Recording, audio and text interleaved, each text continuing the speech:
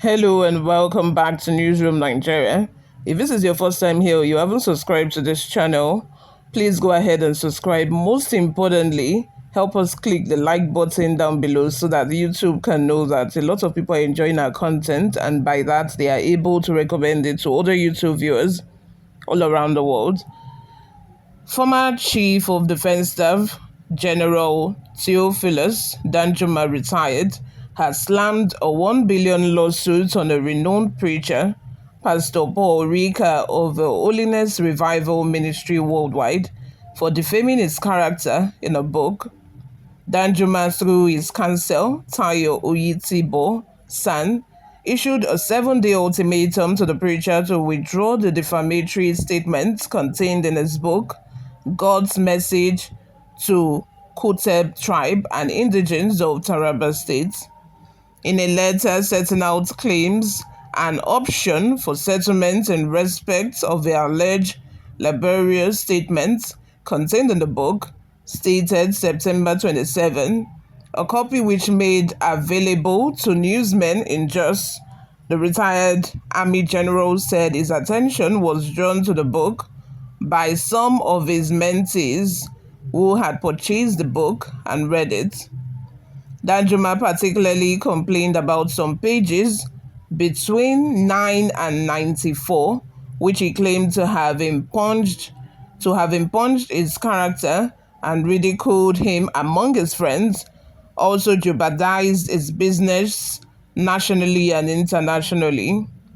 Oyitibo, writing on behalf of General Danjuma, wrote, "Our client is an elder statesman who has served Nigeria in various capacities during his years of active service, including Chief of Army Staff from 1975 to 1979 and Minister of Defense from 1999 to 2003, among other notable positions held by him.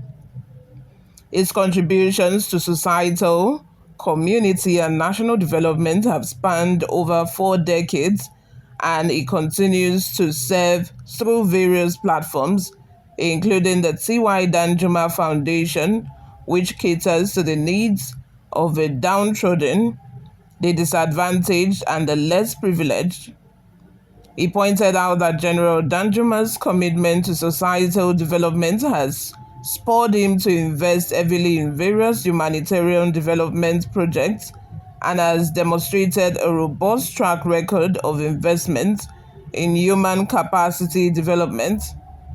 Danjuma described the content of the book as concerning him as reckless, ill-advised, and highly defamatory, as they lack any iota of truth and are calculated not only to bring him into public odium, hatred, and contempt, but also to incite public ill will and opprobrium against him without any respect for his hard-earned reputation in Taraba State and Nigeria at large.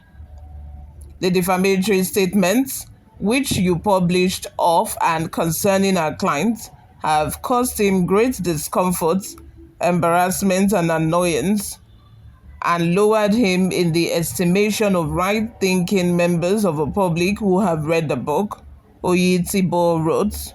You, or what are your thoughts? Let's have them in the comment section below. Although we do not have, the specific about this said defamatory comments in the book, but according to Danjuma, these said defamatory comments are offensive to him and are, events that never took place. According to him, he said this is a lie and it has cost him a lot in his business, both nationally and internationally. But I would love to know what you all think. Let me have your thoughts in the comment section. Let's discuss about this in the comment section. But before we go, guys, let's take a look at a few reactions of people online.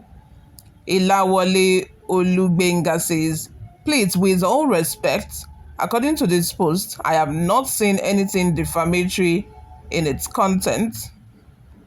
James Danjuma Oyigebis responded to this comment by saying, "Which of the posts are you talking about? Are you dafty to know that the claimer made response to page 9 and 94 of the book, where defamatory claim was impunged on his character? Have you read those 2 pages before writing what you don't know? Or what exactly did you write in the post? Obviously, his name is Danjuma. Probably is related to the said Danjuma, who knows? Another person, Yusuf Abdullahi, says, the Nigerian preachers always speak freely without mindful about the fact that they are not immune from court litigations. This is very deep and very correct. I don't know, these days, like, Nigerian preachers, they seem to think that they are untouchable in some way. They seem to think that because they are men of God, they are free to come out to say whatever they want. They are free to come out to see visions. In the name of vision, they will call it vision. They would not say that. They will not come straight to say that this is it. They will say that they have seen vision that so and so thing will happen, or they have seen vision that so thing happened. Not minding the fact that there's something called defamation. They don't mind that. And I think that the sooner people start holding them accountable, the sooner they are going to stop all of this, because it's so tiring. Especially this very popular pastor that usually wears white. I'm tired of even, picking up his news, because it doesn't just sound right to me. Have you finished seeing visions to your church members? Have you finished seeing visions to your immediate congregation?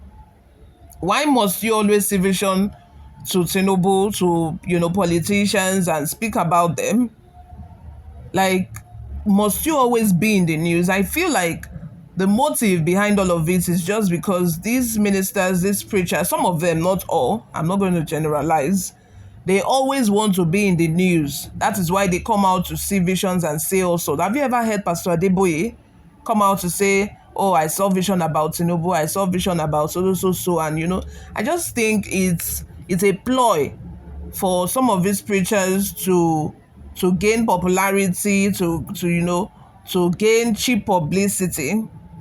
Let's continue. They should know that most of the derogatory messages they usually pass through their followers are left untouched, not because of fear, but out of respect people repose on them. Exactly. That is it. The respect that people have for them is just what is saving them. It's just a saving grace. If not, half of them would be in court or prison. It is unfortunate the way they usually abuse their position and the respect people accord to them for the sake of popularity. Exactly what I just said. Like, this man, you summed everything up. You summed it up. Thank you very much. Another person, Enoch, says, I have not read the book, but my observation is many men of God in Nigeria are now more politicians than the politicians themselves, through their preachings, writing, and mostly through their prophecies. Exactly what I just said. Some people would even be in church and then they will start talking about politics. They will be preaching and talking about politics. Now, I'm usually of the opinion that, you shouldn't separate politics from Christian. You shouldn't say that, Christians shouldn't be involved in politics. Of course, Christians should be involved in politics, like 100%, but not on the pulpit, like nowhere to draw the line. You don't preach and then from preaching about the word of God and then you deviate to talking about politics, or you start saying prophecies about, popular politicians, just to remain relevant. Those are where, I feel like they need to draw the line. Some of them proclaim through prophecy that a politician will later destroy the country's economy as the country messiah. And the leader's predecessor, a bad luck. Such men of God contributed to the pains of Nigerian masses are passing through today. That point is very cogent. I really support. You all, like I said earlier, let me have your thoughts and opinions in the comment section. Thank you very much for always listening and watching, guys. I will see you all in my next video. Bye for now.